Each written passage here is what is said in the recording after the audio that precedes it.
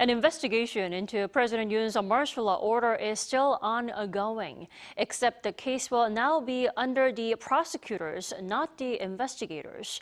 We have our Choi Min-jung out at the prosecution's office in central Seoul. Hello there, Min-jung. Hi, Dami. So, Min-jung, the prosecutors will now handle the investigation. Are you spotting anything at the site this morning? Dami, it's a little past 10 a.m. here at the Seoul Central District Prosecutor's Office, and unlike what we've been seeing at the Seoul Detention Center and the CIO, it's still rather quiet with not many people around at the moment. Now, regarding the investigation, the prosecution does not have much time with a detention deadline approaching, which could be as early as the 26th of January. So the investigation team may request to extend President Yoon's detention as early as today. And if approved, that would mean he could be held until the 4th, 5th, or 6th of February, giving more time for the prosecutors to investigate. Under such a plan, the prosecution is expected to make every effort to interrogate President Yoon as much as possible. They have also set a plan to continue the investigation throughout the weekend, possibly at the Seoul Detention Center where Yoon is currently being held, and even during the upcoming Lunar New Year holiday. Min-jung, and the point of this whole case transfer is so that President Yoon complies with the investigation. How is Yoon's side taking this handover? Right. The question is whether Yoon will respond to the prosecution's investigation.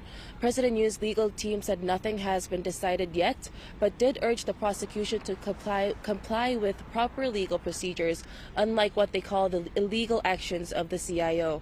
Just to give you a brief background, the prosecution's special investigation team took back the case yesterday after the anti-corruption agency formally requested that the prosecution take over the investigation. The case was handed over earlier than planned due to President Yoon's refusal to cooperate with the CIO. The CIO had faced backlash as the investigation continued to hit a stalemate. Other than on the day of his arrest, when he remained silent in front of his investigators, Yoon refused to appear for further questioning, citing health and security concerns.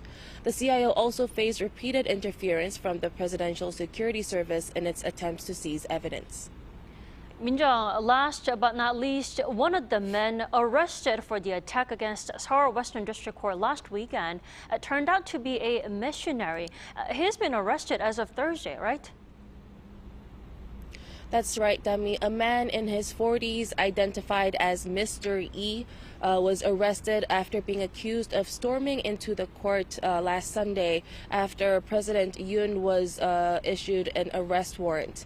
So as of today, a total of 59 people, including E, have been arrested in connection with the riot. And earlier, the court issued arrest warrants for 58 individuals, 44 for storming the court and causing property damage, and 10 for blocking a vehicle carrying prosecutors and investigators from the CIO. That's all I have for now, but I'll be back with more on our later newscast. Back to you, Dami. Alrighty, Min-jung, thank you for your report.